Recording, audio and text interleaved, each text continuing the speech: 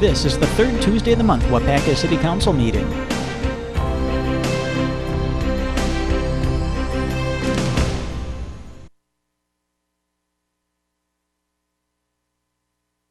Welcome everybody to our, sorry Sandy, I'll start this again here.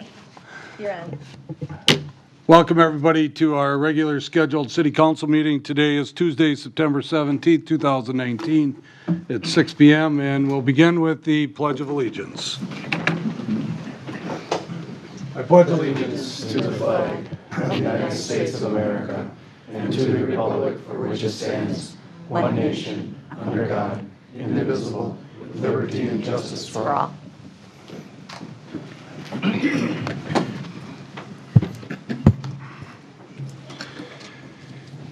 All right, and we'll have Sandy read the clerk's open meeting statement for us. This meeting and all other meetings of the Common Council are open to the public. Proper notice has been posted and given to the press in accordance with Wisconsin state statutes, so the citizens may be aware of the time, place, and agenda of this meeting. And also roll call, please. Brian Smith. Here. Steve Hackett. Here. Lori Chestnut. Here. Paul Hagan. Here. Alan Keeland. Here. Scott Kruchatsky. Here. Dave Peterson. Here. Paul Mayo. Here. Dimitri Martin. Here. Mary Fair. Here. And Eric Olson. Here. 10 present. We have a quorum. Next up is the consent agenda. Sandy, I see you have some additions to that. Under number 5, consent agenda, letter A, monthly reports, the finance director treasurer's report for the month of September was uploaded to the city website. And also the approval of bills, city general, water, sewer, and special funds were also uploaded to the city website. And that's it. All right, so again, understanding the consent agenda, all of these items that are on the consent agenda, we will make one motion and vote on that with that one motion unless a council member or staff would like to see that move to the regular agenda where you would act on that individual item individually. So is there anybody that would like to see anything changed from the consent agenda? If not, we're looking for a motion to approve the consent agenda with those additions. So moved. Second. Motion by Keelan, second by Chestnut, that we approve the consent agenda with those additions. Discussion. All in favor signify by saying aye. Aye. Against. Motion carried. Okay.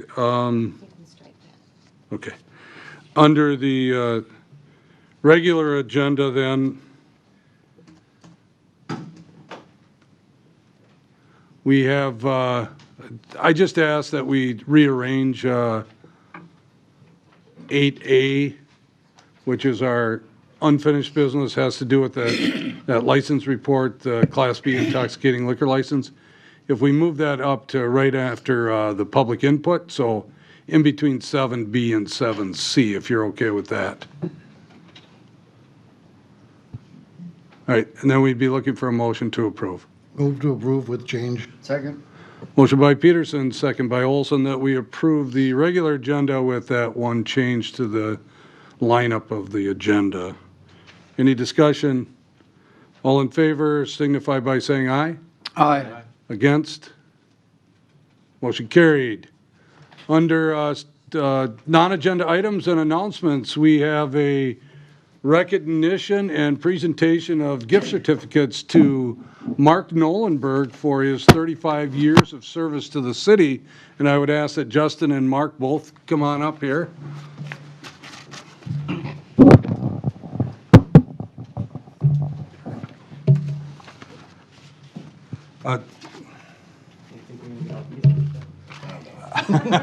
Yeah, we have the microphone for you too, Mark. So this is actually a certificate of appreciation that just is in recognition of your service to the city of Waupaca from 9/19/1984 to 9/19/2019, and 35 years. Wow! So congratulations. And, I know Justin wants to say a few things, and you want to also give him that. Just a few things, yep. So 1984, when Mark started, I wasn't even 2 years old. So he brings a lot of experience, a lot of knowledge. He's a dedicated employee. He's an asset to the city of Waupaca and also the water utility. So thank you, Mark, for your service, and hopefully we get a few more out of you. And as usual, Justin forgot that he's also receiving a chamber gift certificate for his 35 years of so far. Does he get more if he goes to 40 then? I don't know. We'll have to figure that out. 35 cent mark. All right. Appreciate it. Well, thanks again, Mark. We really appreciate it.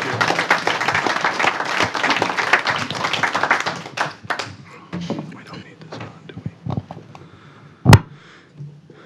Okay. Public input. This is to speak on non-agenda items. If there's anybody in the audience, a council member or staff member that would like to speak on a non-agenda item, please step up to the podium or to a microphone and make your comments. Make sure you give your name and address and limit your discussion to 3 minutes or less. Public input. Yes, If I sir. may. It was a few months ago that I brought up an issue on Robert's Rules of Order and whether a person who makes a motion can vote against it. I have subsequently learned that if you make the motion, you can vote against it after debate. And also the person who seconds the motion does not have to be in favor of it, but can second it for the purpose of bringing it to the floor for a vote. So I stand corrected on my assertions of before, and I apologize. Okay. I guess I don't remember that, but okay. Thank you, Alan. All right, any other public input? All right, let's move on then to unfinished business. This has to do with a carryover from the last meeting. We tabled that, if you remember. It has, and we call it license report number 1462. This is a Class B intoxicating liquor license and Class B fermented malt beverage license. I know Russ's name is on there, but we actually have brought in our attorney that we use for municipal type things here.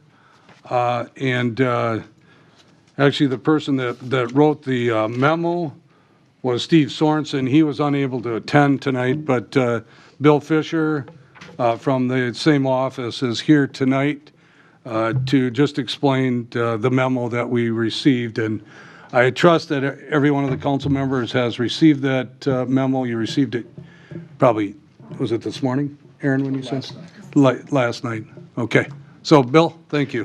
Thank you. And I'm just here to briefly summarize the memo. We were asked to conduct an investigation regarding the confusion relating to license report number 1462.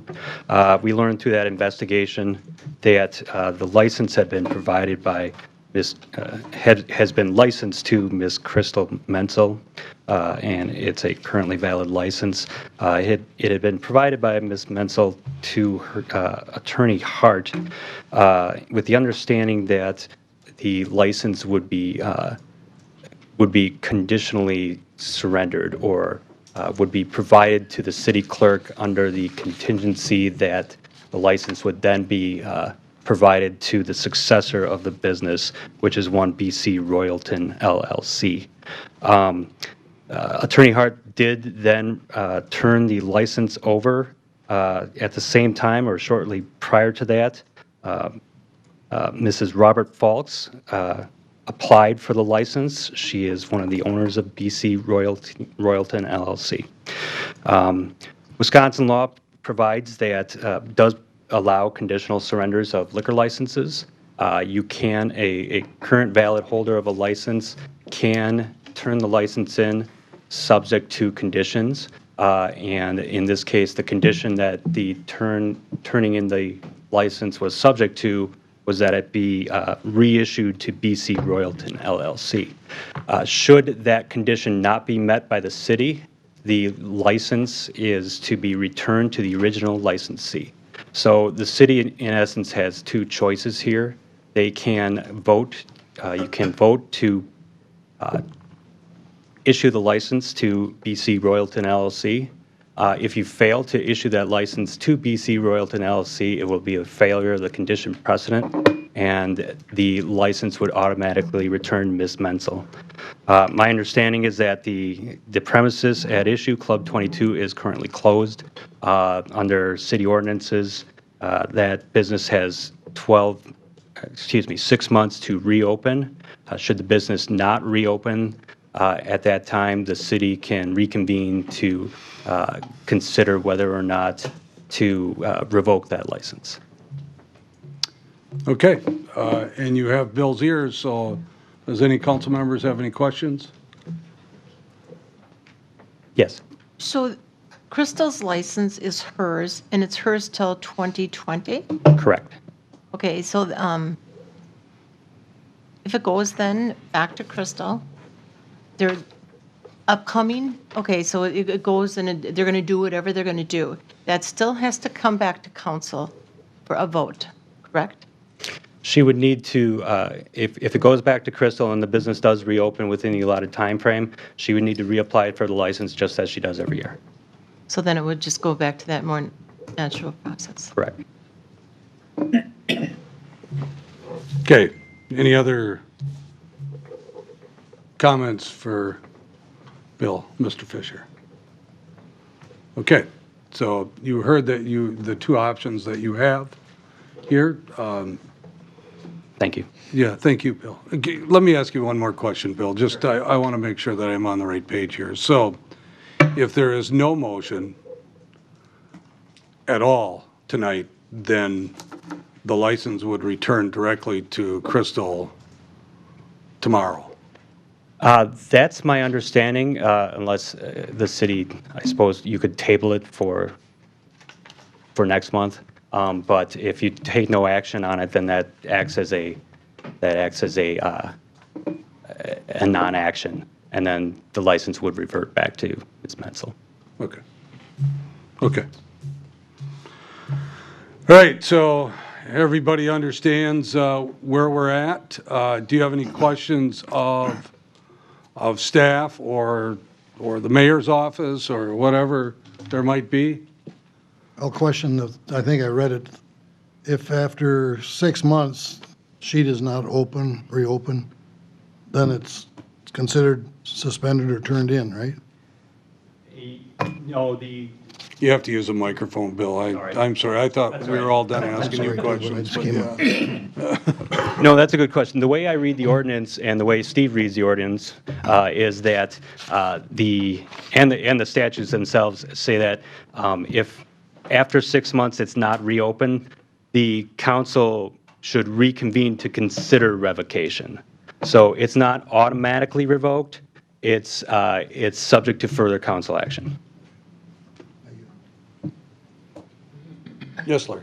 When is the 6 months started when Crystal boarded up and left? I'm sorry. That's a question for Bill. Yeah. Yeah, it's 6 months from the date of closing is my understanding. Okay, and that was approximately August 3rd? Yeah. Crystal, do you know your last day of? It was like the 9th, August. Okay. Well, okay. Yeah. Well, we would have to know that. Well, we're within days here, Mary. Yeah. We can get that for you. Okay, Yeah, okay. we'll get that for you. Yeah. Okay. I have a question. Yes, sir. I don't know if it's necessarily for you, but how did this misunderstanding happen in the first place? What can we do to prevent it from occurring the next time something like this were to happen?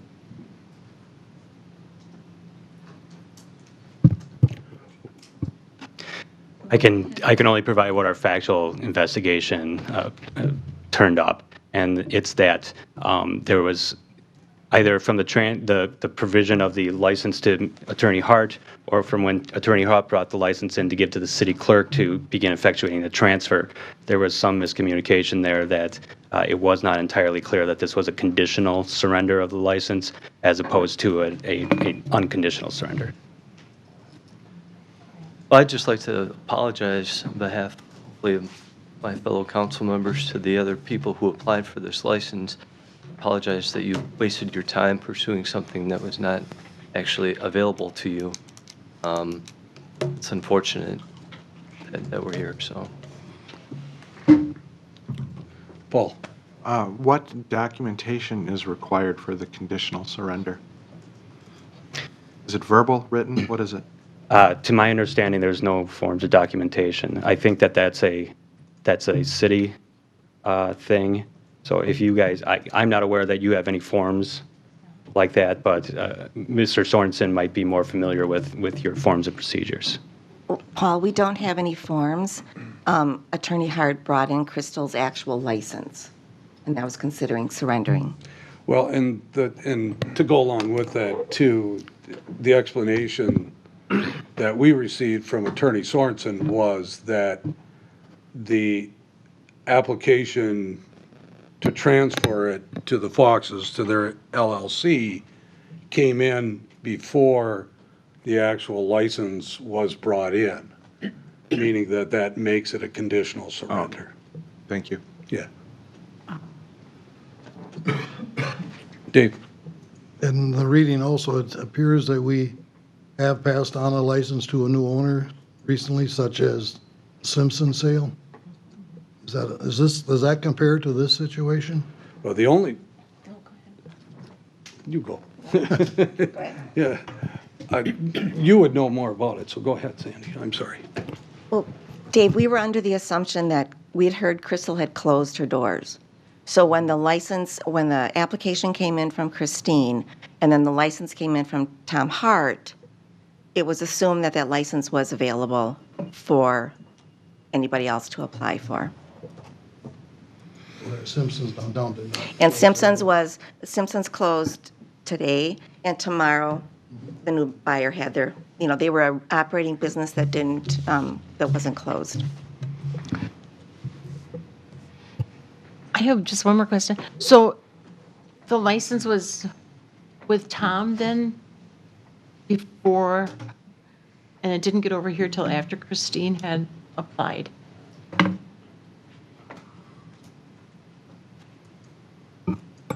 Was that a question? Yeah, it's kind of a question, but it was just, I guess, I wondered how that happened. Tom, how did that not come right away because that was somebody's license, or how did that not come with explanation immediately? I received the license after the application was made, and I requested it because I was informed by Christine Fox that she required that, or the city required the license in order to process the application. So.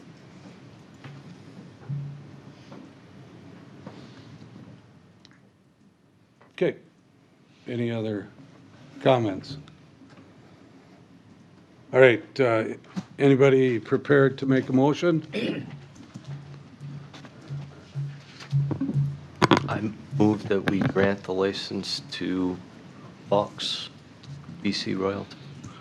Okay, so officially their business name is BC Royalton LLC, is that correct? That's what the application says? Okay, so you're okay with that exact name, Dimitri? Yes. Okay. Is there a second? Second. Okay, we have a motion by Martin, second by Prochatsky, that we approve of license report number 1462, which is the granting of the Class B intoxicating liquor license and Class B fermented malt beverage license to BC Royalton LLC.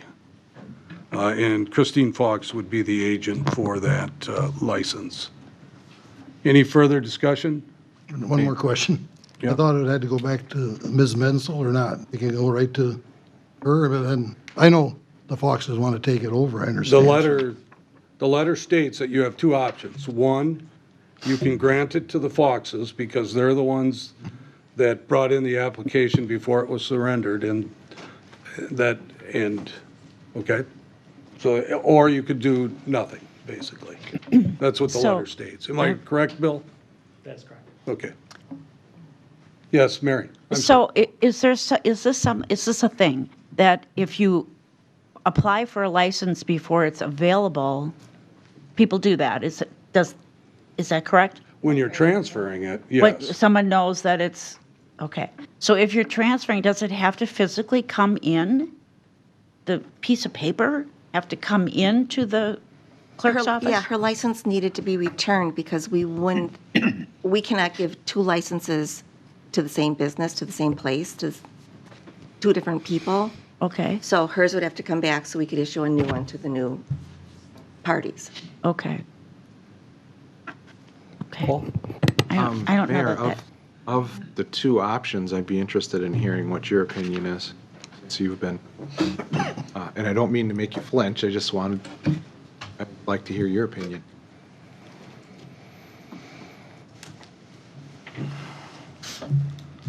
Well, I think as I said at the last meeting, and I've been just trying to run the meeting here, is that I still feel like I have a conflict in Yes. this, and that if it was to end up as a 5-5 tie, I would have to recuse myself. So I think I would have a difficult time answering that to you. Okay. I'm sorry. One go more ahead. thing. So if it goes straight back to the Falks, so then no other conditions have to be met, no time limits, but they Oh, still yeah, they have have to open within 6 6 months. months. Okay, and then they have to meet all the codes, the city codes, and everything has to be. They'll have to be working order. inspected, yes, Okay. all of those things, yes. I think we have to remember in our discussion, it's not going back to the Falks. It's going from Crystal to the Falks. Or it's going back to Crystal, who can then transfer it to the No. Falks? No, the motion. The motion is to the go straight to Falks. Falks. Is to go straight to Falks, okay.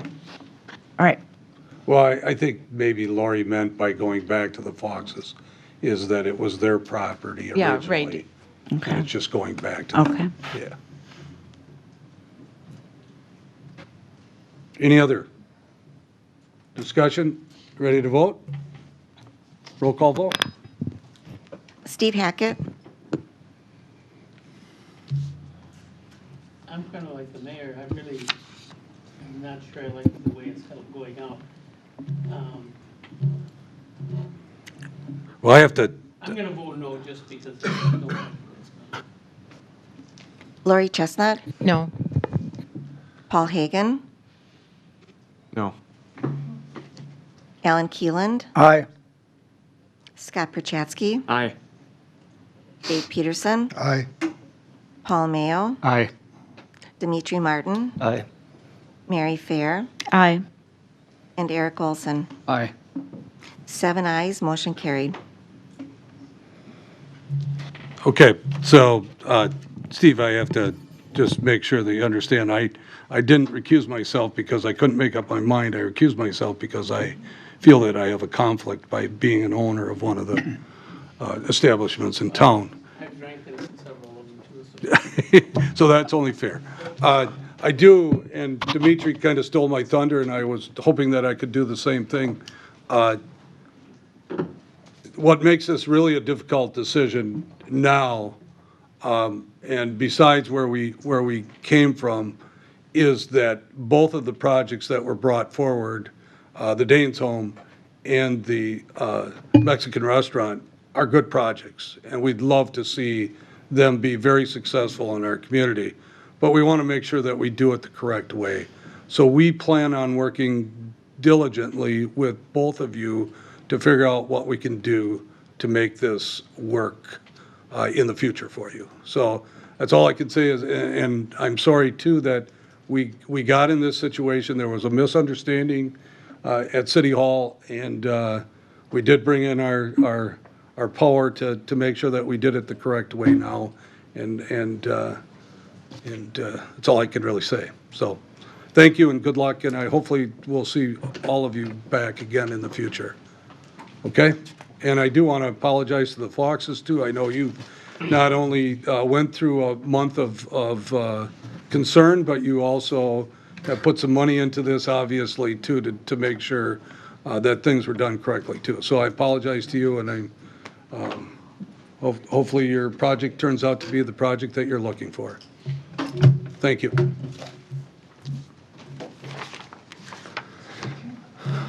Bill, thank you very much. Appreciate it. Have a good night.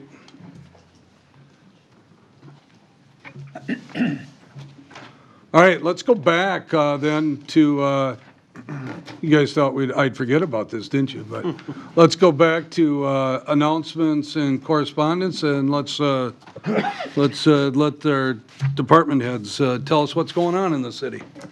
Kathy. Well, thank you, Mayor. Good evening, council members. I'm happy to be back to just being the finance director again.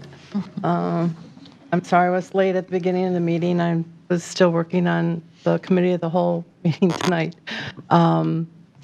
We've been very busy trying to keep up with day to day. We are back to full staff. My employee that was on FMLA is back. And each time there is somebody out of the office, we all learn that there's certain things that need to be cross-trained and double-checked. So we continue to do more cross-training so that there isn't any lag in the department.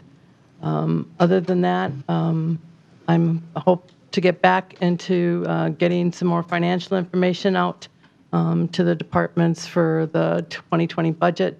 And I'll save the rest of my stuff for the committee of the whole meeting. Yeah, that's a good reminder. Don't forget, when we're done at the council meeting, don't you get up and walk out here. We got more to do tonight, so. All right, thank you, Kathy. Any questions or comments for Kathy? You know, I do think that Kathy deserves a round of applause. She put on a lot of effort during that time frame, and wish it could be more, but a round of applause, I think, is really good.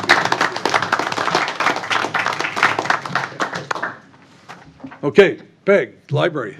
Thank you. So we are interviewing for our new adult programming librarian next Thursday and Friday, and we're hoping to fill that as soon as possible. Next Friday, we are closed. We're having a staff development day, and it's all about the inclusive services initiative that's been put out by the Department of Public Instruction.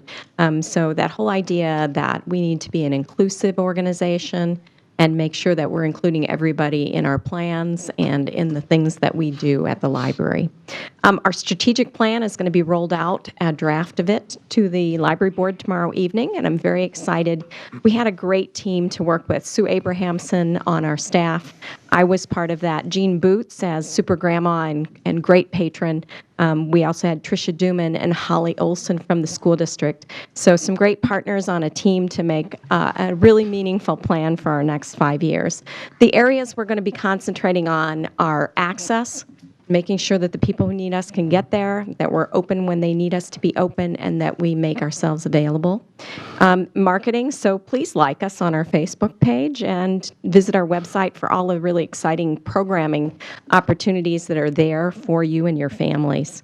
The other part is connectedness, and after the plunge, the Community Health Action Team plunge. This spring, we really started thinking about the library as the connector in the community, the hub, the place where people come to learn, to talk to others and have their information needs met. So we're really going to be concentrating on connectedness and that whole idea that by being connected, you're a healthier individual and a healthier family. The other part is the inclusive services, and while it's a little bit vague in our plan because we're not quite sure where that's going to take us, we're looking forward to having a committee of staff that's going to help us decide how we can be as inclusive as possible in our community. About a third of our participants, and we had over 1,000 in our summer library program, completed the challenge, and our outcomes, making sure that adults and children are reading and making reading and learning a priority in their summer is really what we're looking for, and I think that was accomplished. We will be having a community read, and that book will be made available within the next couple of weeks, and it's a book on connectedness. It's called Deepening Community, and it really asks the question, where are we as a community? Are we at a shallow place? Are we a community based on fear? Are we on a deeper level where we care about each individual and each family that lives here? So I hope that you'll have the opportunity to read the book and share it with friends or family, or join in one of our discussions. And please visit our website for all the really great programming that's happening there. Thank you.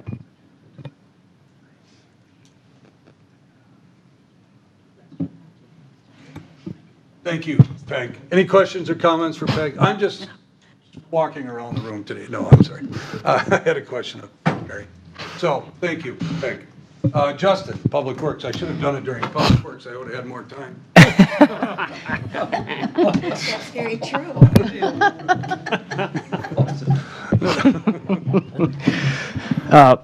Thank you, Mayor.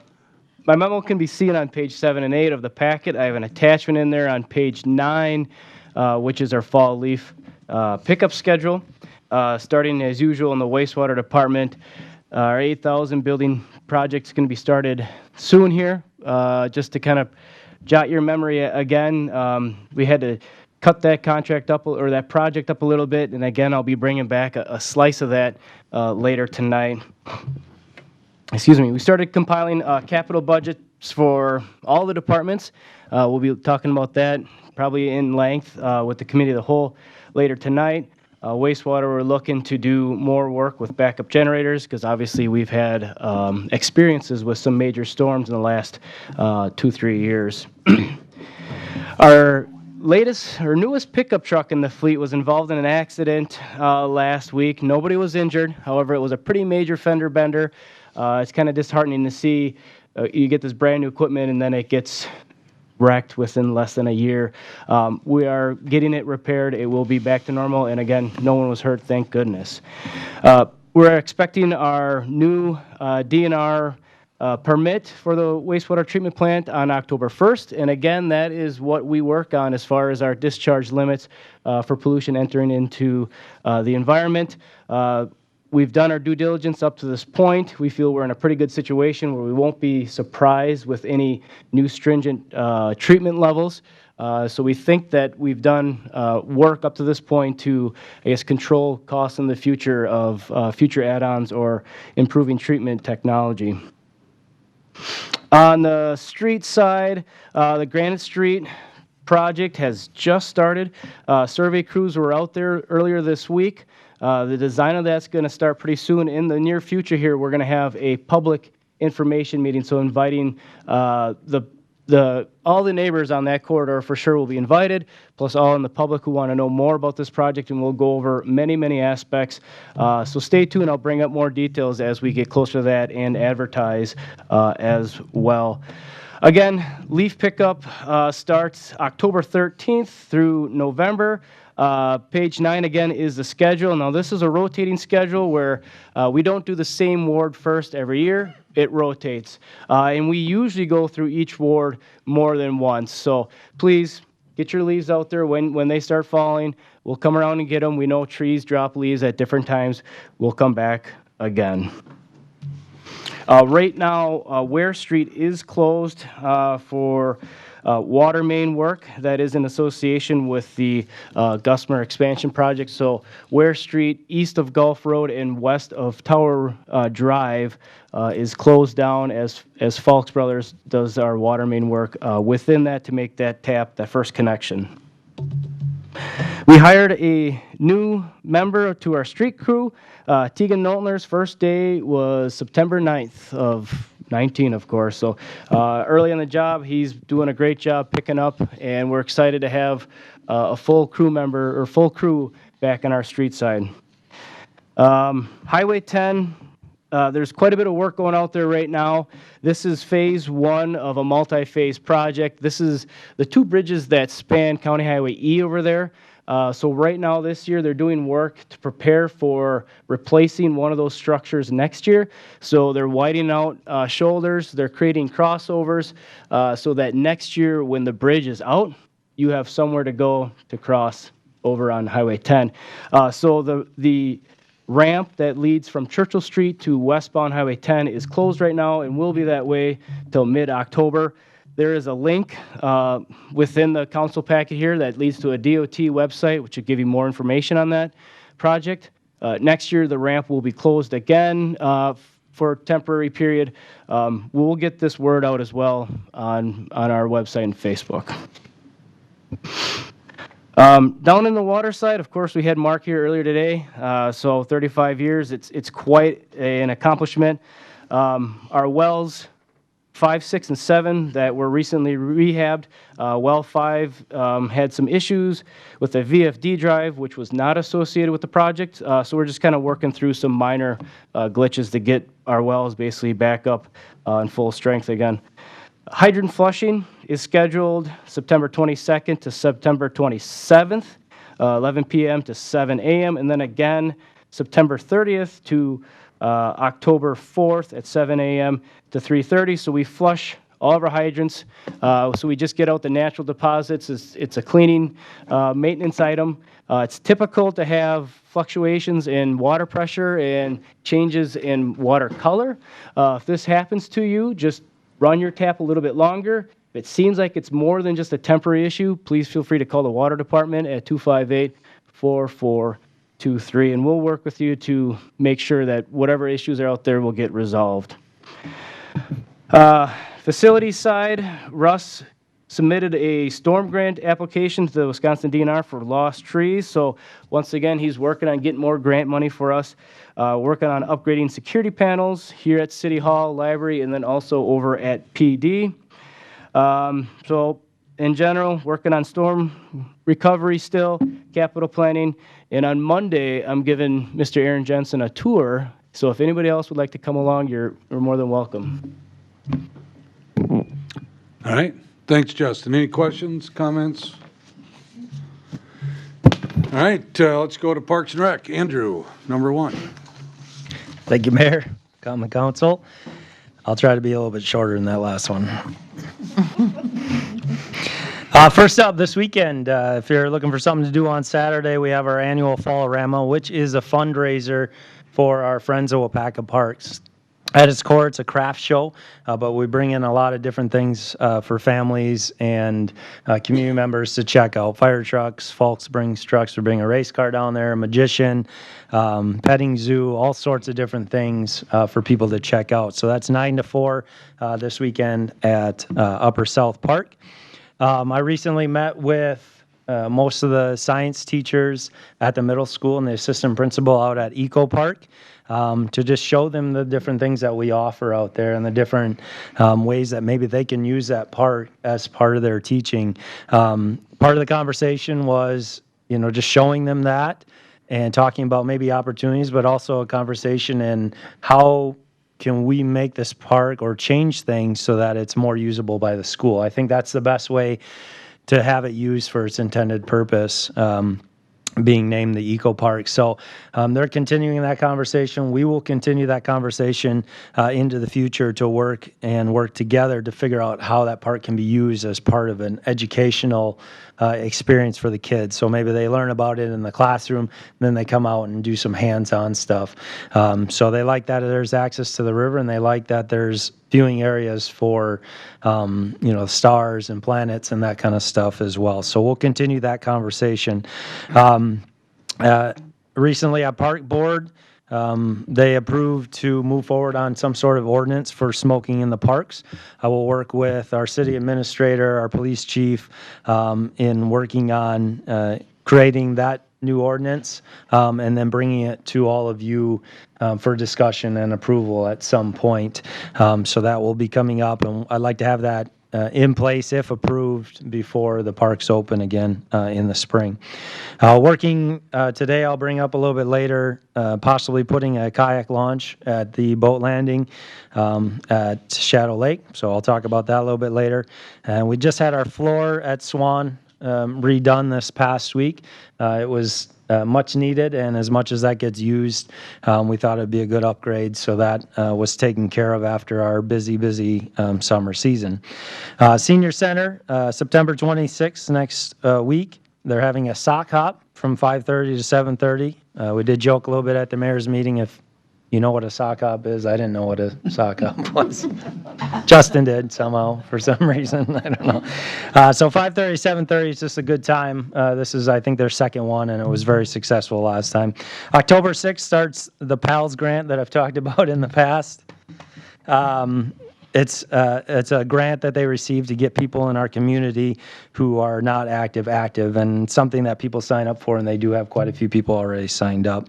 And if you're interested, the fire department beat the police department in the second annual Battle of the Badges again. 2 years in a row. Again, by the way. yeah. Just in case you're wondering. We scored more. It was a lot. All right, any questions for Andrew? Comments? All right, let's go to Captain Helgeson. Thank you, Mayor. Good evening, Council.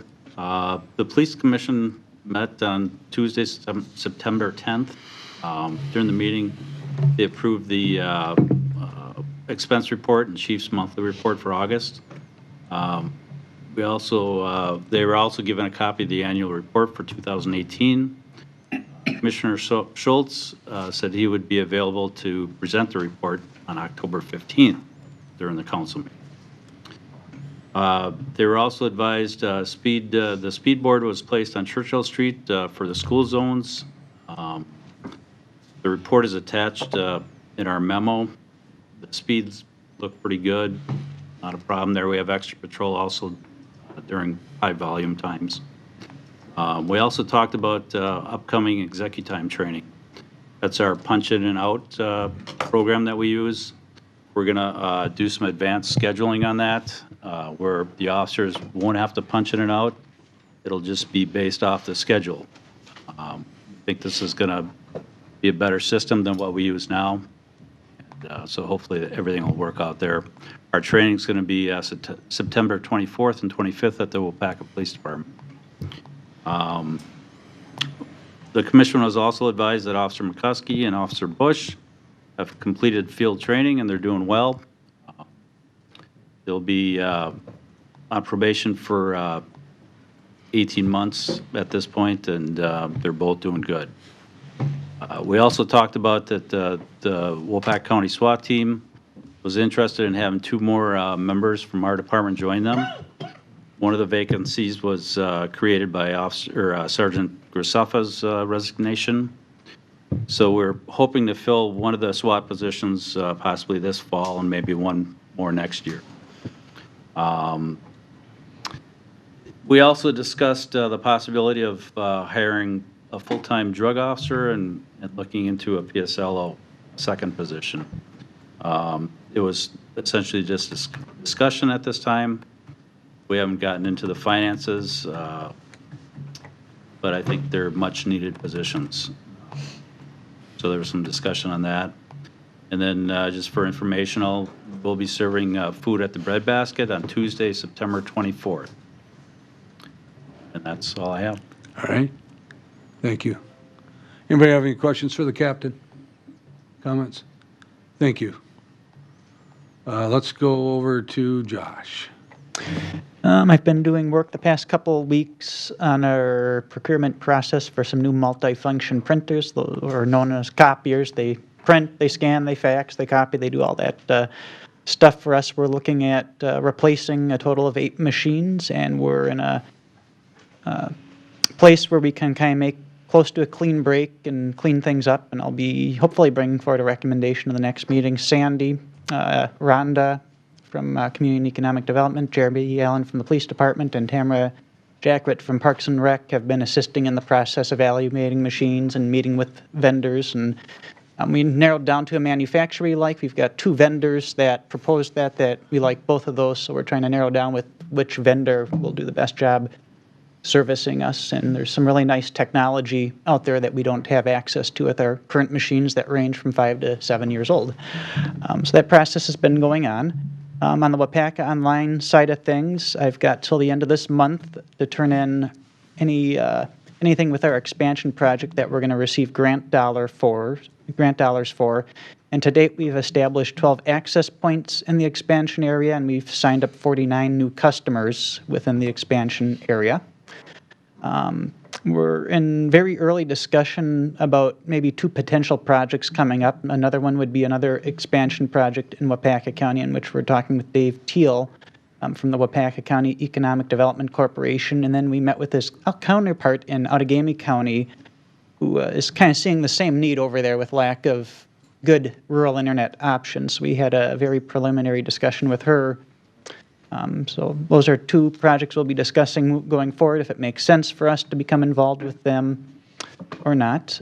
With the storms we've had come through the area, we lost 3 of our main antennas at the very top of the Mount Tom Tower, and luckily we got our tower climber in the same day and had enough spares on stock to get that fixed pretty quick. And then going forward, I'm looking at replacing most of our wireless access points in our 3 main buildings, as what we have are becoming pretty dated and are lacking on current technology. All right. Thanks, Josh. Any questions or comments for Josh? All right, let's go to Aaron.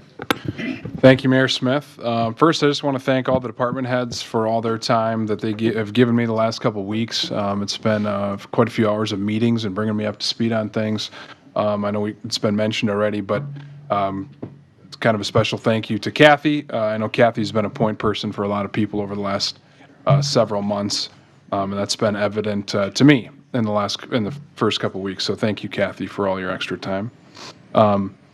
Also wanted to just touch on a couple things in my report. Council members, just a reminder, I think I've met with 3 of you so far. If you guys, and that's completely fine. If you guys have time, that doodle poll I sent you, don't feel like you have to fill that out. Just call me or send me an email if you still want to get together and have that meeting. It's been taking about 45 minutes typically. So I'd love to meet with you if that's something you're interested in. Fund 80 conversation, wanted to give a quick update on that. Kathy, myself, and Andrew all attended the Board of Education meeting on Monday, September 10th. This is, as you guys know, has been a conversation for over 2 years. And we spoke at the meeting and did suggest to have further conversations with school district staff on the details of Fund 80. As well as, we've heard a lot of comments on well, what else could there be? I've heard a lot of those things come to me. I stated that I still think Fund 80 is the best solution. Can I guarantee it's the best solution? Of course not, and we want to make sure that we're listening to all opinions on that. So we do have a meeting with Ron Sari, the superintendent, on September 24th. So that'll be the beginning of those meetings. And we look forward to that. I think meetings after that will include Ron and Carl Hayek, their business manager, as well as myself, Kathy, and Justin. So we look forward to vetting that process even further. I did want to give a quick update on some economic development topics, as Andrew's not here tonight, and I'll be doing it in the future anyways. But some of the stuff Andrew's been working on and we've been having conversations with is the Fulton Street corridor. In light of some of the things that have happened with Kmart closing, Shopko closing, that's been a topic of conversation. And we want to take a look at that whole area to say what makes sense here for the future.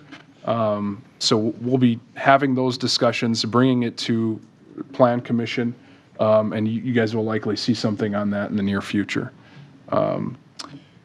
The Tower Ridge Apartments on Highway 54, the Swiderski property, are looking at a possible amendment to their planning development or their plan development agreement. So that'll likely be coming to Plan Commission soon. October 1st, the next council meeting we have, the branding presentation will be given by I think Terry at the chamber, I believe. So we're looking to have that on the agenda there. And then we're going to be meeting with Jeff Sanders, going back to community planning and zoning. Jeff Sanders, I believe, has done some work here already, just taking a preliminary look at some of our planning and zoning, and we're going to be meeting with him on Thursday to discuss what an entire rewrite of that may look like. That would be a 1.5 to 2 year process, but we're going to start that conversation on Thursday. Andrew Dane and I will both be meeting with him then. And I think that's all I have, Mayor. All right. Thank you, Aaron. And Sandy. Thanks, Mayor. My report is on page 38. I want to piggyback on Josh with the multifunction printer, and I want to give him kudos because he is so skilled, so thorough, and the fact that he saved the city a lot of money with these printers. So you guys They'll will be see that in a couple of weeks. They'll be impressed. I know they will. The only picnic license that I issued was the Battle of the Badges that was discussed earlier. And other than that, I'm keeping up with the day-to-day.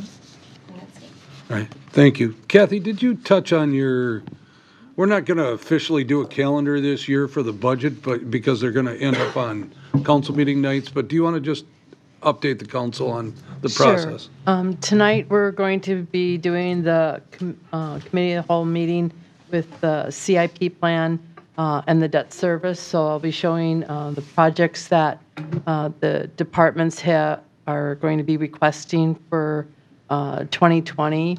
And then on my notes. Sorry, I didn't mean to put you in a spot. That's all right. October 15th, after the council meeting, we'll do another committee of the whole, and we'll be doing the personnel requests of the departments. Even though we have a very limited levy increase available to us, we only had a 1.4% increase in our net new construction, which equates to $21,000 levy. Better than last year. There are some personnel requests that will be coming from the police department and the water department. And on November 5th, we'll do a committee of the whole. We'll have, by that time, all of the state numbers in, so that's why I'm requesting that we look at the budget as a whole instead of doing what-ifs again, waiting for the state to give us numbers. And then the public hearing will be on the council meeting on November 19th, so just before Thanksgiving. That still gives us time that if we don't agree on the public hearing on the budget at that time, before I have to get the information to the county treasurer to cut the tax bills. So. Okay. Thank you, Kathy, for that. All right, let's move on then. We actually have new business. This has to do with a certified survey map for Gusmer Enterprises on Shamble Road. Justin. Yes, thanks, Mayor. Page 86 is the first sheet of that CSM, followed by 87 and 88 and 89 as well. This is the final piece of the puzzle for the Gusmer expansion and the whole Shamble Road vacation and rededication. So this would basically to the east of what is known as Gusmer Enterprises was the former Ort property. So those two separate lots. What they're doing there is combining those two into one, along with their existing property, and then also the vacated section of Shamble Road, which we've already done through resolution. At the same time, it is dedicating the new road or new right-of-way for Shamble Road. If you look closely, I mean, the orientation is turned, but Shamble Road will basically take a 45 degrees and then a 90 degrees coming off of Ware Street back up to the water tower. So what this is would just be approval by council. This would go to the county to get, what's the word? Recorded. Thank you, Sandy.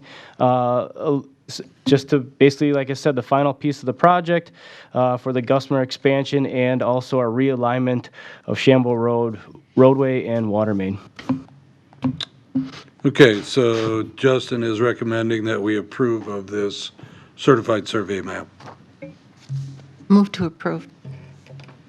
Motion by Chestnut, Second. Second by Hackett, that we approve of the certified survey map for Gusmer Enterprises Incorporated for Shambo Road.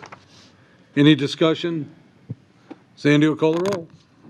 Eric Olson, Aye. Mary Fair, Aye. Dimitri Martin, Aye. Paul Mayo, Aye. Dave Peterson, Aye.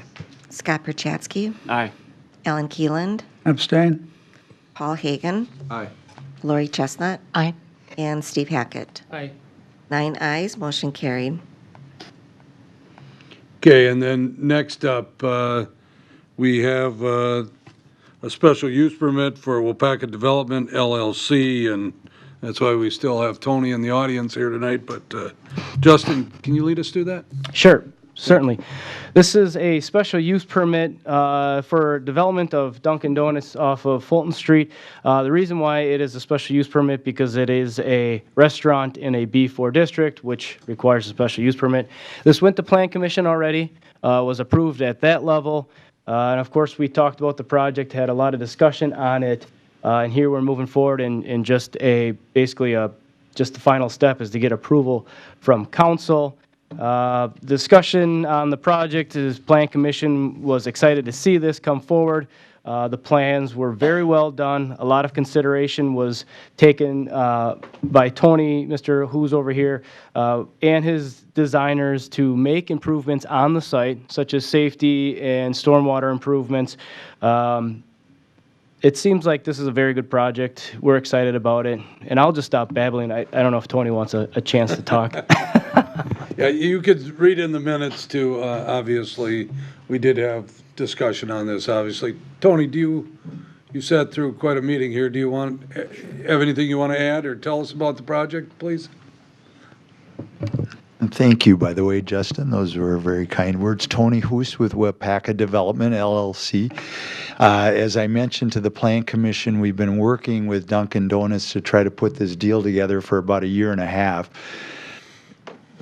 Most of these deals take quite a bit of time to come to fruition, so we're excited that we're on the doorstep right now. So hopefully it's received well here tonight and we can move forward. And I'd be happy to answer any questions as well. So, Anybody have any questions, comments, motion? I will move to approve.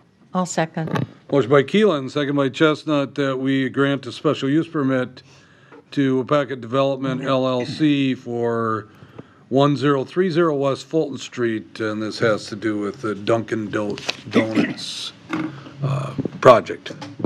Any discussion? Sandy will call the roll. Mary Fair, Aye. Paul Mayo, Aye. Dimitri Martin, Aye. Eric Olson, Aye. Alan Keeland, Aye. Lori Chestnut, Aye.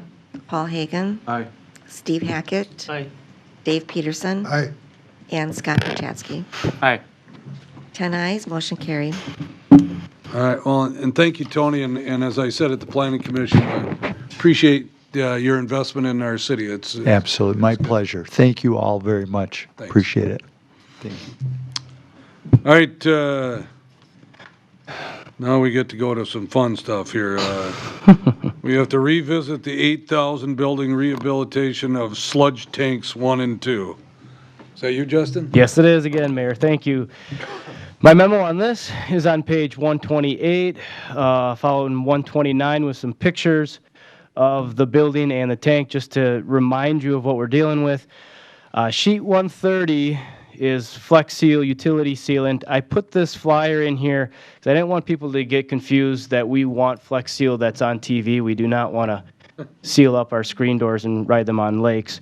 And then finally on 132 is an estimate for the company that we're recommending. So once again, we had this project. We budgeted $100,000 to rehab these tanks. They're very important to us.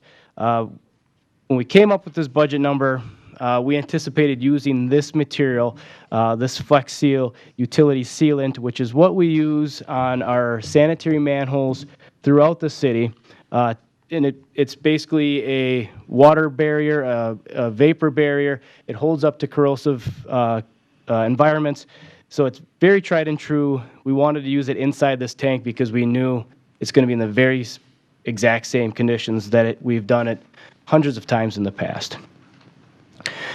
When we put this out to sealed or put it out for sealed bid, we received only 2 back, which I shared with you in the previous council meetings.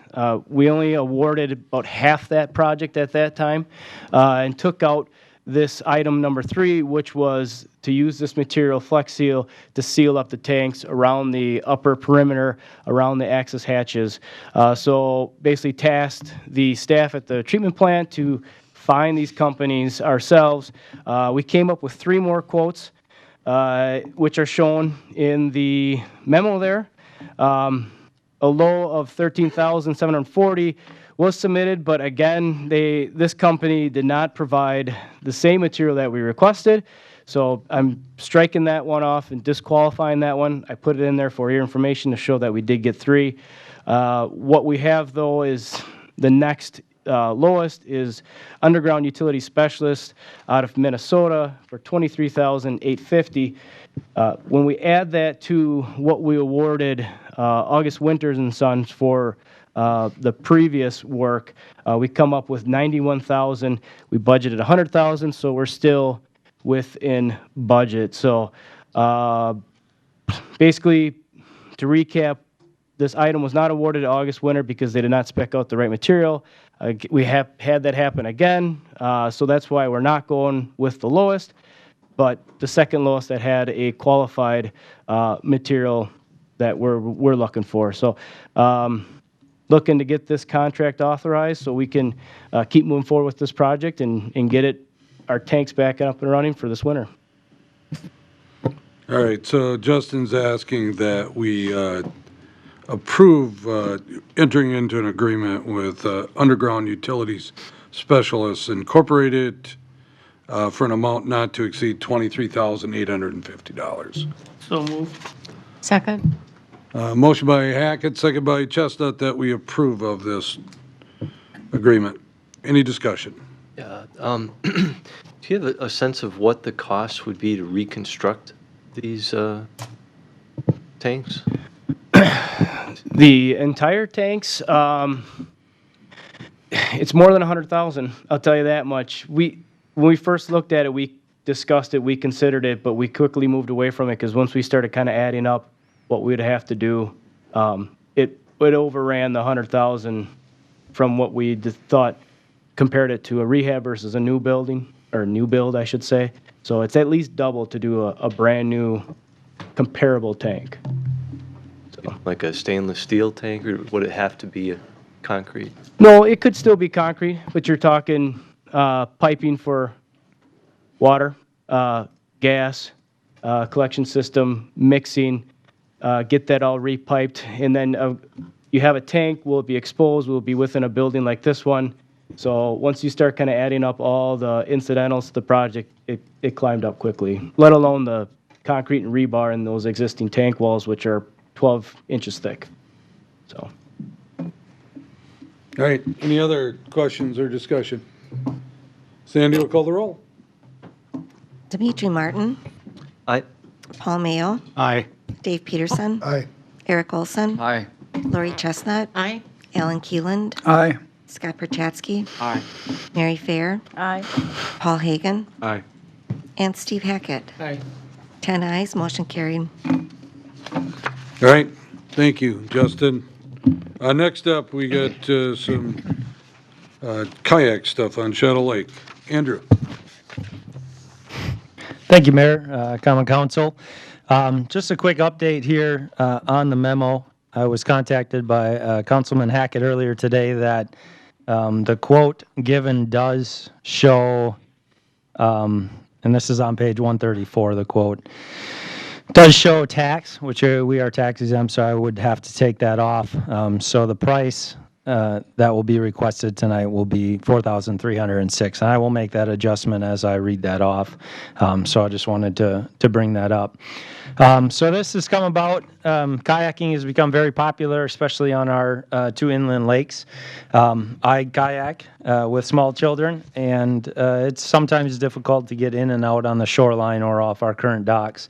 A kayak launch allows users to more easily access our water, it creates a safe opportunity to get in your kayak and then move away, and you can kind of see that in the pictures on 135.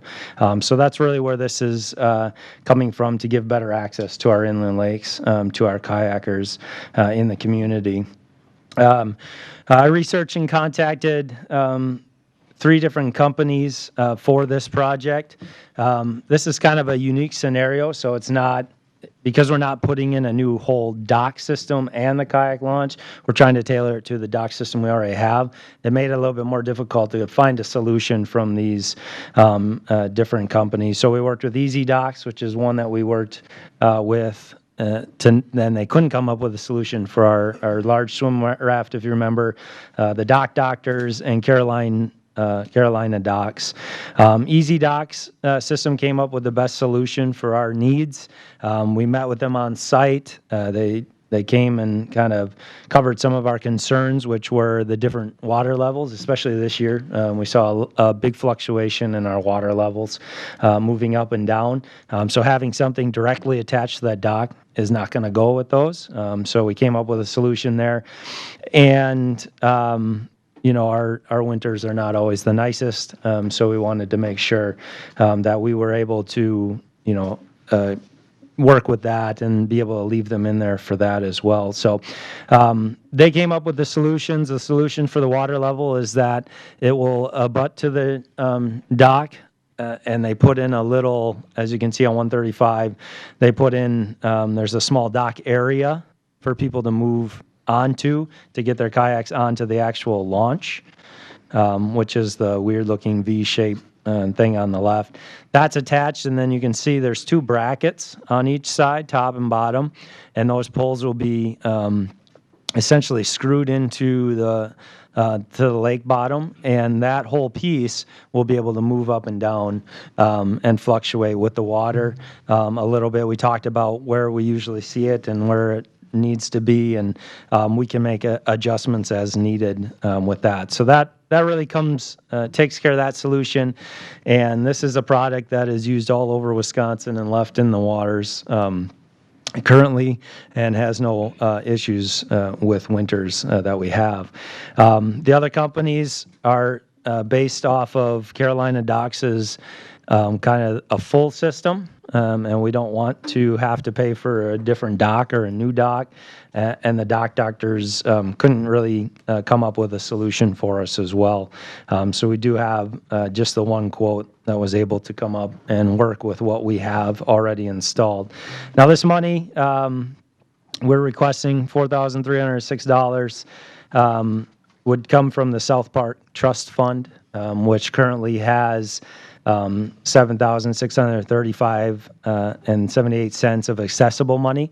Now that fund is, as a reminder, the leftover donations for South Park. We have about $100,000 in a trust that cannot be touched, and we left some that we could touch for the docks and other projects. Because it is can only be used, the original money, for projects at South Park area, and it needs to be approved by council. That is why I'm bringing it to you tonight from that money. So after all that, I'm recommending the Common Council approve moving forward with the purchase of the Easy Dock Systems kayak launch for Shadow Lake boat landing for the price of $4,306 from the South Park Trust Fund. And if there's any questions, I can answer them. Okay. Anybody want to make a motion? I move that. Go ahead. So moved. I move that we go ahead with this project. All right, we have a motion by Fair, a second by Keelan, that the council approves the purchase of the Easy Dock System kayak launch for Shadow Lake boat landing for the price not to exceed $4,306, and the money to come out of the South Park Trust Fund. Any discussion? Sandy will call the roll. Paul Mayo. Aye. Steve Hackett. Aye. Dave Peterson. Aye. Alan Keeland. Aye. Dimitri Martin. Aye. Eric Olson. Aye. Scott Perchatsky. Aye. Paul Hagan. Aye. Lori Chestnut, Aye. and Mary Fair. Aye. 10 ayes, motion carried. Thank you. All right, thank you, Andrew. Next up, then, we have license report number 1466. This is a Class B fermented malt beverage license for Waupaca Area Youth Hockey Association. Sandy, anything unusual about this? Nothing. Okay. So we'd be looking for a motion to approve. Move to approve. A motion by Peterson. You want to second that, Lori? Second by it. Chestnut, license report number 1466. Any discussion? All in favor signify by saying aye. Aye. Against? Motion carried. Okay, next up, you have license report 1467. This is the operator's license. You have a number of names on there. We would just be looking for a motion to approve. So move. Motion by Hackett. Second. Second by Keelan, that we approve license report 1467. This is an operator's license pending payment of any monies owed to the city and background checks. Discussion? All in favor signify by saying aye. Aye. All right. I have nothing additional. We'd be looking for a motion to adjourn. So moved. Second. Motion by Hagan, second by Keelan, that we adjourn till our next regular scheduled meeting, which is Tuesday, October 1st, 2019, subject to call. All in favor signify by saying aye. Aye. Against? Motion carried. We're adjourned at a 7:11 p.m. The Bureau of Aeronautics. And our cost to start off the design of the runway project is $5,000. This will be probably up for construction by the state of Wisconsin in 2022 by the time they're done designing and getting the bids let out. So the balance of the project, which is, I believe, $1.2 million of our cost will be about $60,000. So that's out there for the runway. There also will be replacing the runway lights at that time. So there'll be another $17,000 of our cost for that.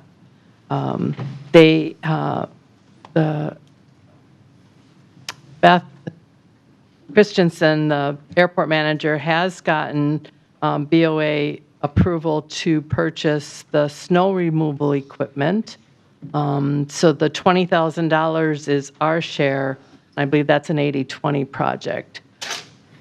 So we're looking at $20,000 towards that project being funded by the city and the balance being funded by the BOA.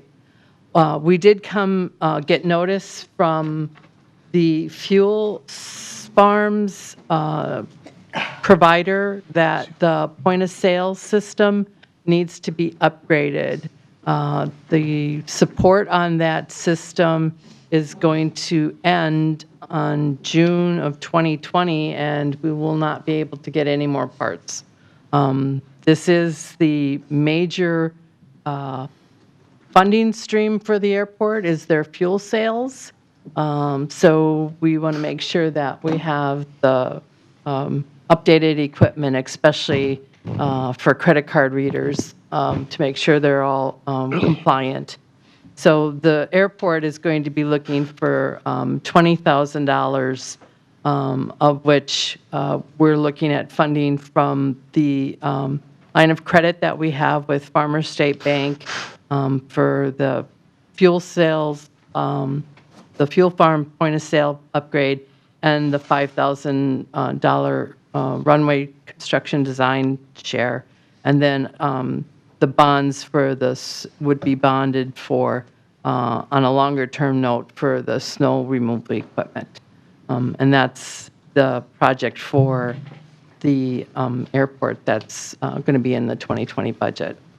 The cemetery currently has nothing until 2022. We forgot to move the funding with that. And the City Hall Library Building, Justin has the detail on those projects.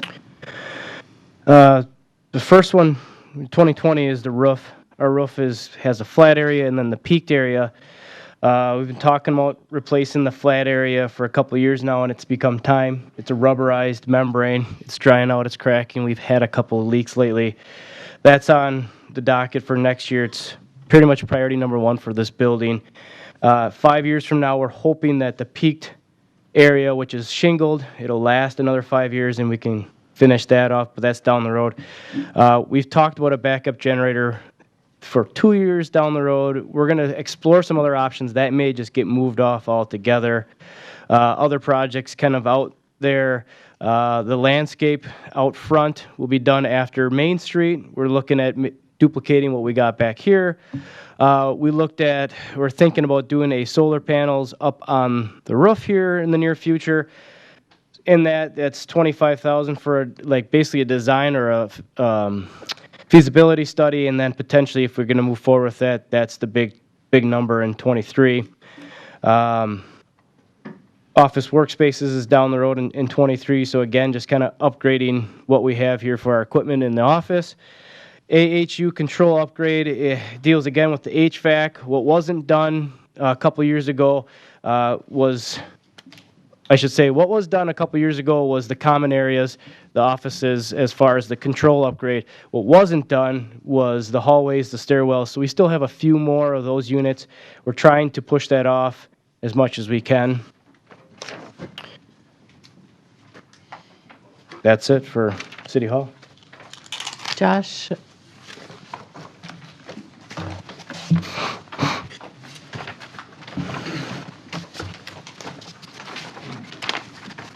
The only project on the IT side next year would be our annual computer replacement. We budget $10,000 each year in capital to keep up with keeping our computers current and rotating out the ones that are aging. Next year's focus, where we are on the plan, is to look at City Hall offices and replacing a number of the computers in this building. In the past couple of years, we've been able to kind of get on a rotational basis where we do the PD 1 year, the rec center 1 year, public works, etc. So based on my current inventory and age, the next place we're at is to revisit City Hall.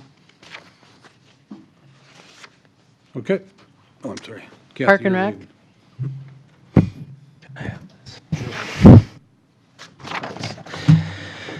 Things that we have on there for next year. First one is the roofing and siding on our buildings at Swan Park. That is wood siding that was put on there original.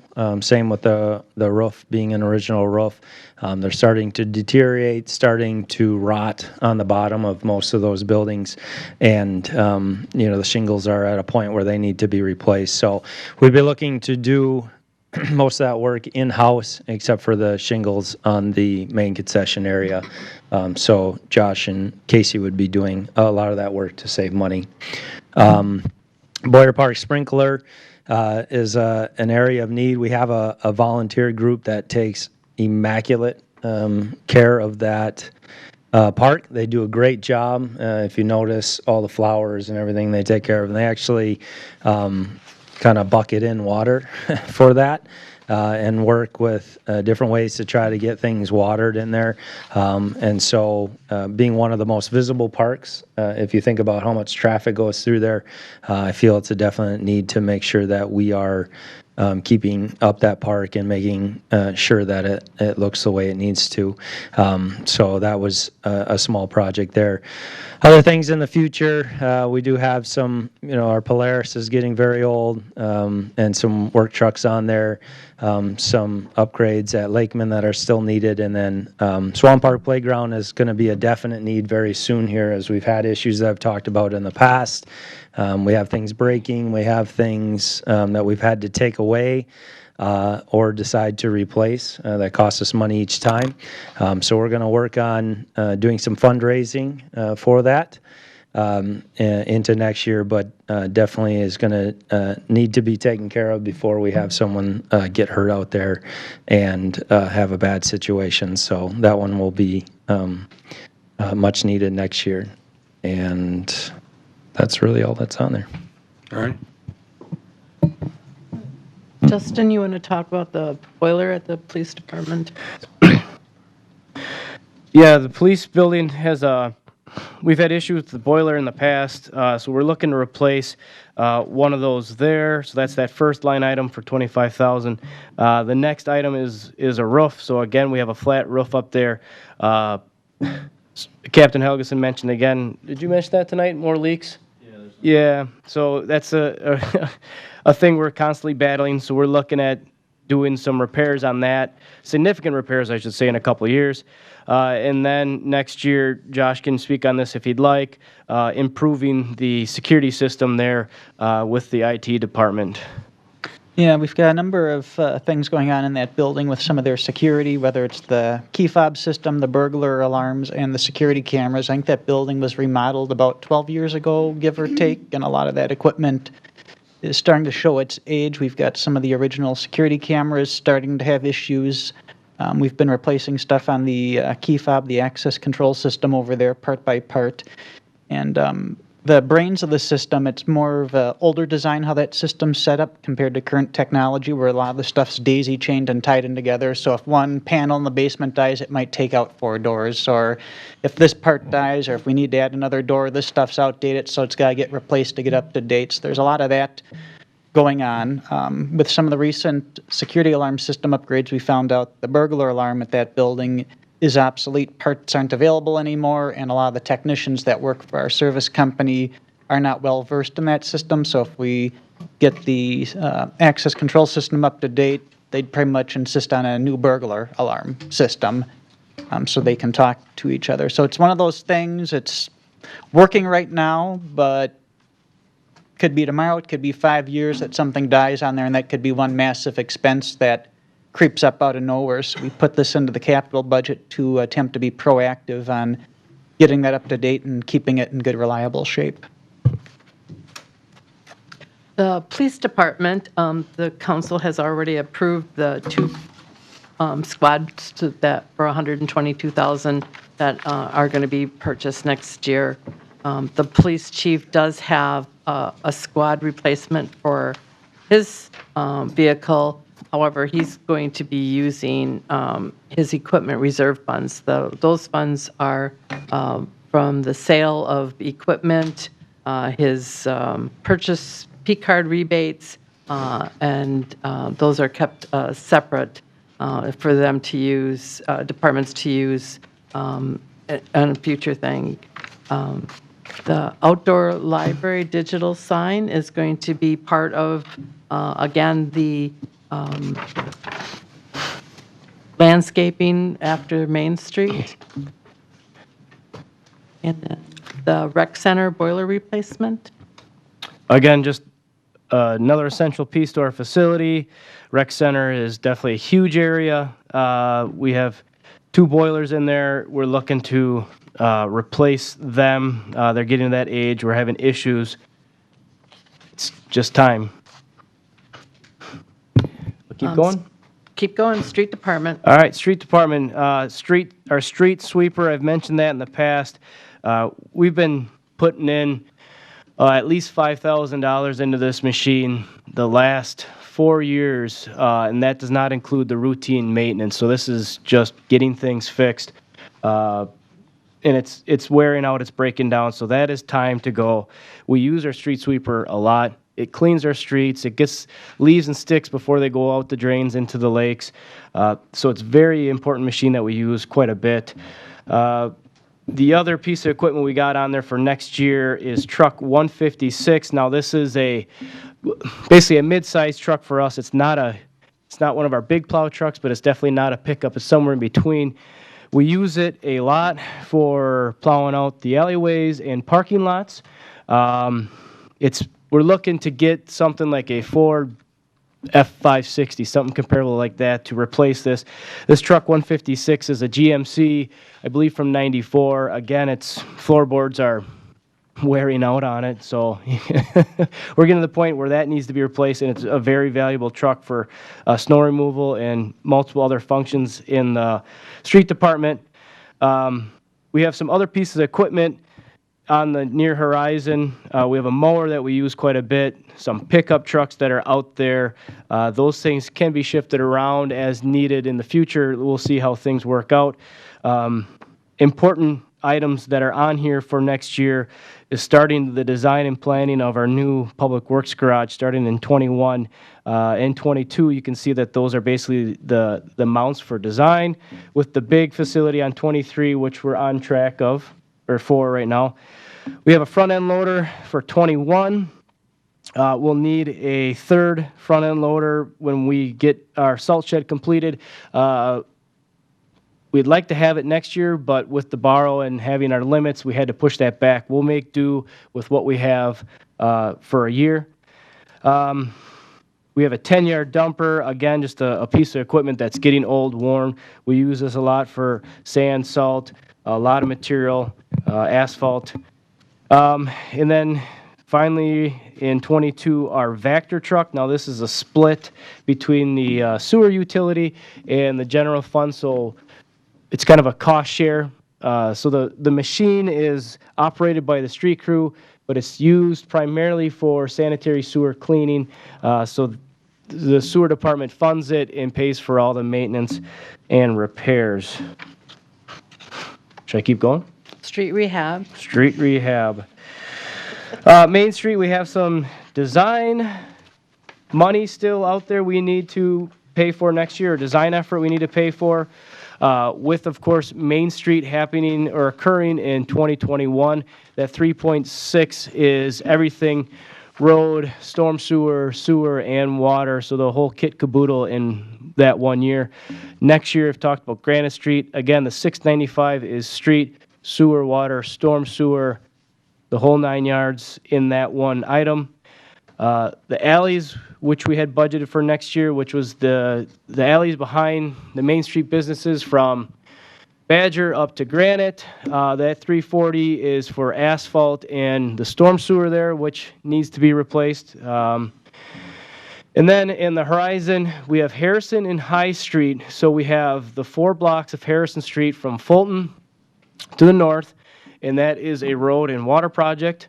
And then High Street from Union, about 4 blocks, but there's not quite 4 blocks there, to the south/west there. Those are road and water projects. So again, we have 4-inch water main there. We want to replace that. We have lead goosenecks. Again, we'll be getting rid of those. And then, of course, the road is in disrepair. We'll be fixing that up, sidewalk, the typical stuff. And then way out there, we got Fulton Street from Main Street up to Hillcrest. You can see that these are big dollar projects, but we need to keep our infrastructure up and maintained. The transit fund, again, we received additional funding from the state and the feds for the replacement of a rear-loading minivan with lift and the King bus. So over the next 2 years, we'll have 2 more vehicles that we'll be replacing. And then I will get from Brown Cab another replacement schedule for the vehicles. But our vehicles should be in good shape because we have been replacing one every year with the funding that we've been getting from the state. Wastewater treatment plant? Oh, here we go again.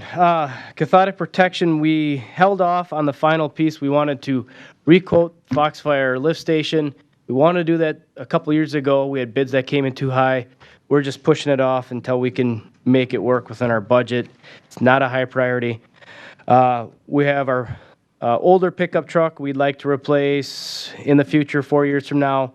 UV disinfection is a placeholder 5 years out. We've had that on our capital plan for quite some time now, just because there was a thought at one time the DNR would make municipalities switch to it versus a chemical disinfection prior to going into the streams.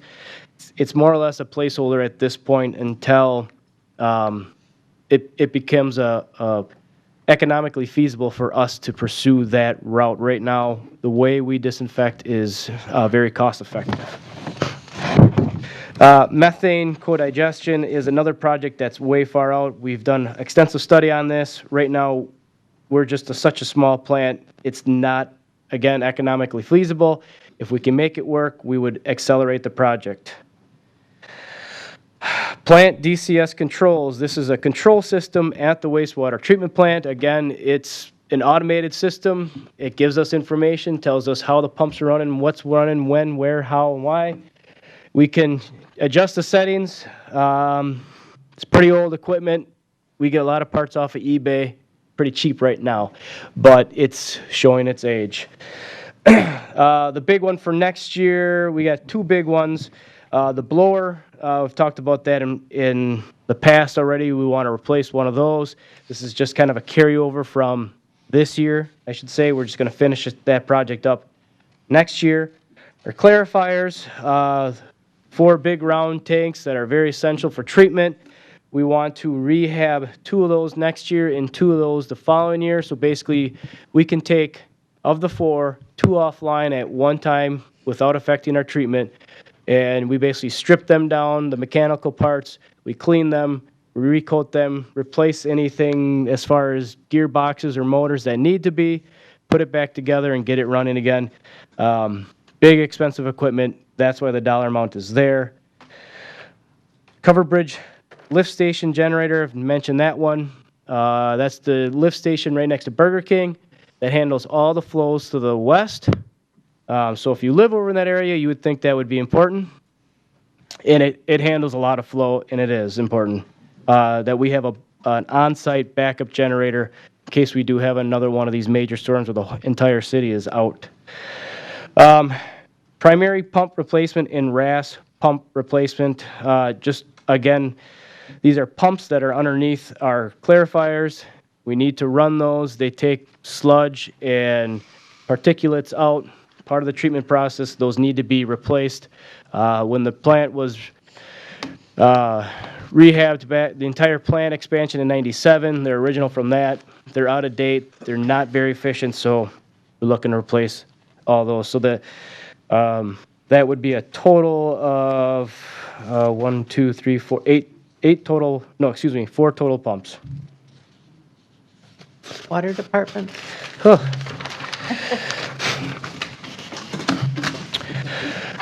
The meter replacement, beacon upgrade, I made a presentation to council. I believe Mary were you here? I don't think you were here, and Dimitri was not here, where we're upgrading all of our meters to a cellular read, and once we're done, our customers will be able to go online and see what our meters, their meters, are reading on a daily basis. Basically, this whole project started out because a lot of our meters were just dying on us because of age. So we kind of took the next step just to swap them all out, go to the next thing, which is a cloud-based reading system, all online. So again, over the next 2 years, we are hoping to get those all done. The rest of these are mostly maintenance routine things, hydrant painting, leak location. Our water tower inspection is a DNR requirement every 5 years. Cross-connectional control program is an annual requirement through the DNR and PSC. We only have that showed budget out for the next 2 years because we have that contract which would expire. We would renew that and then start picking those up later on down the line. A pickup truck, another backup generator, this at Mount Tom, which is our water tower, booster pump, and standpipe. So long story short, Mount Tom is probably the most critical area of our water system. So we want to have a backup generator there.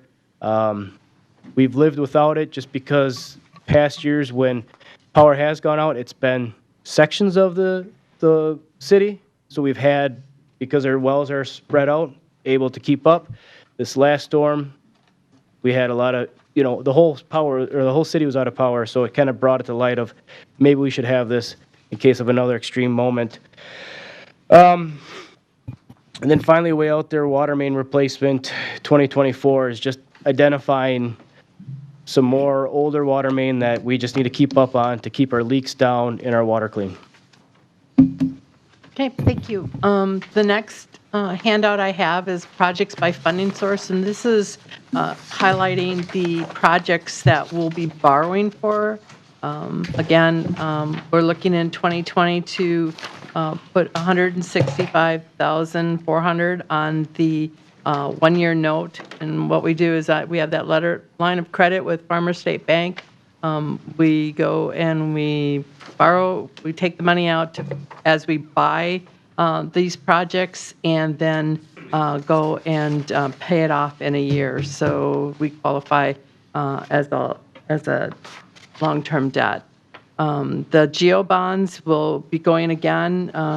Baird is anticipating again in spring to go to the market to issue $1.5 million worth of bonds for the highlighted projects that are in 2020.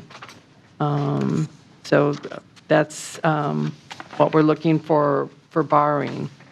The next handout I have for you is the 2020 debt service fund budget that shows the transfer of the tax levy in from the general fund, because we have to, under the Department of Revenue, account for the full tax levy in the general fund and show a transfer out to each of the funds that get tax levy. So this is the tax levy that gets transferred in from the general fund. In prior years, because of debt refinancing, you'll see some bond proceeds. We did do a refinancing in 16 and 18. So those are, and we did in 19, I believe we had some bond proceeds because we had a premium on our debt when we issued. So there's some extra money that came in when we issued our bonds in 19. The principal is what amount is due in 2020, which is almost 1.2 million in principal, and interest is 181,000. So we're looking at about 1.3 million. This fund has been, because of refinancing, been able to accumulate a balance, a fund balance, and I'm looking at using fund balance to keep that tax levy at what it is for 2020, what was in 2019. So there's still money available that if it would become advantageous for us to pay off some existing debt, we would do that. But I'm looking at just keeping that in that fund. The next handout is a hypothetical long-term capital improvement plan from Baird that shows what the debt service levies would be for coupon payments for each of those debt issues, the 1.5, the 2 million, the 1.5 million, and the 6.5 million in 2023. If you look at the far right-hand column that says combined mill rate, this shows you, based on the equalized value of the city that and the assessed value, that the tax levy for 2020, 2021, 2022, and 23 is anticipated under this scenario to stay the same.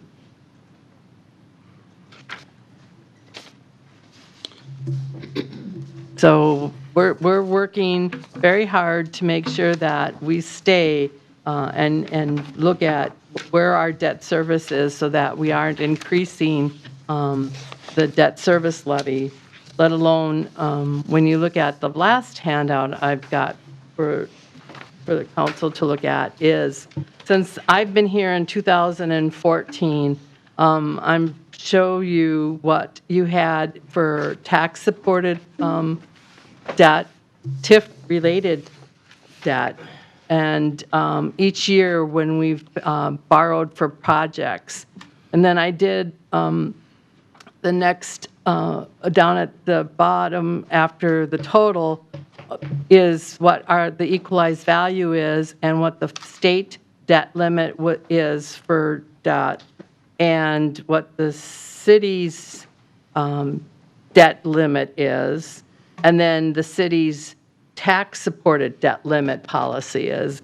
And as you can see, we do remain within that 2.5 tax-supported debt limit policy throughout the 2023 with those borrows.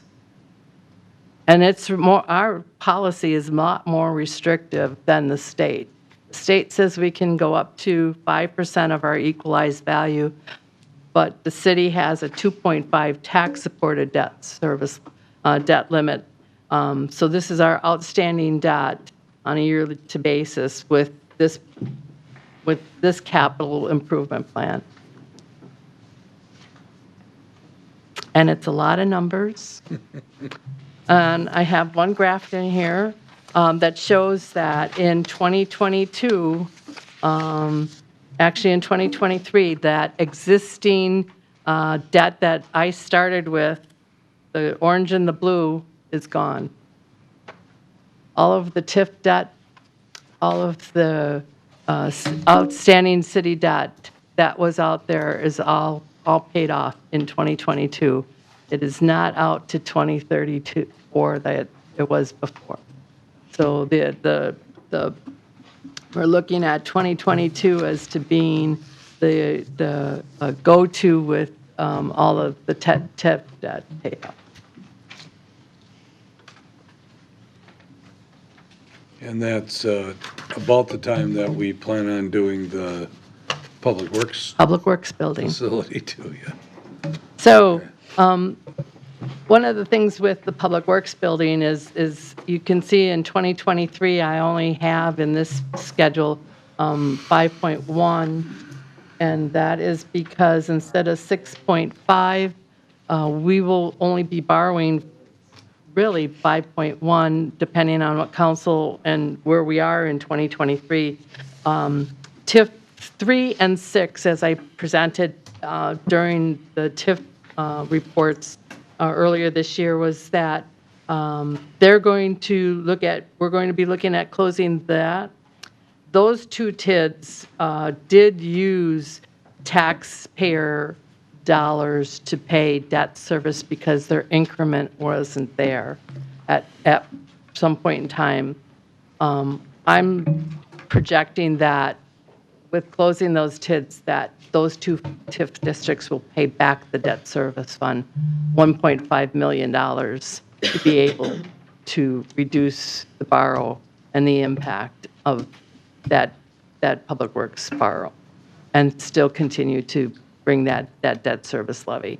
So I'm watching and making sure that all of the numbers come out and where the market is, and we'll keep working on it. But if anybody has any questions, it's a lot. Again, this is the first time you've seen it, so obviously, there's a lot to go over that. I would suggest, council members, if you have any questions about the capital, that you talk to Justin directly. Yeah, forget anybody else, just talk to Justin. So. You got the biggest number. But no, if you have questions on any of the capital improvements there, that would be a department head question on why their priorities and why they feel that. I think they did a great job tonight of explaining it, but if you need further explanation, don't be afraid to ask them. I just want everybody to know that when this plan came to my desk, we were at 2.6 million for next year. So the departments really worked together to make sure that we got within that 1.5 and prioritized, because everybody thinks that their projects are the most important ones, but working together, we did bring it down to what the financial advisors, advised us to be at to keep that tax rate affordable to the residents. Kathy, if we didn't use the part of the fund balance, which looks like it's just under $300,000, to keep the mill rate, the debt service mill rate the same, what would we see in an increase approximately? You got a guess? Sorry. A guess, figure your equalized values about 426 million, and you're doing 286,000. You're probably about maybe 20 or 30 cents per thousand. Okay. So it's pretty minimal. It's pretty minimal. It's not a lot. It could be work there, but there is no reason to keep any. From the prior places that I've been in, there's never been a fund balance in debt service. So I'm trying to make sure that this is minimal, that we don't have a whole lot of money sitting in there, because then there'd be a reason, well, why are you borrowing? So this debt service should be, I'm levying exactly what I need to pay my bonds off on. So I'm making sure, and like I said, the only reason we have this money in here is because either the TIF districts have paid back. We did have 7 and 5 pay back some of their debt that was covered by tax levy. But the most significant amounts is when we go and we do some refis. So we levy for the amount that we think that we're going to get, and have a little bit extra because we're now rated, and we're getting a much better rate from the market. So. Yeah. I mean, that's huge too. When you started, what were we rated at that time? We were not rated, and we were paying anywhere from 4 to 5% on our bond. We are at, I think Bart Baird's got us that we're probably going to have an interest rate of under 2. And we did get, this last bond was under 2%, was around 2%.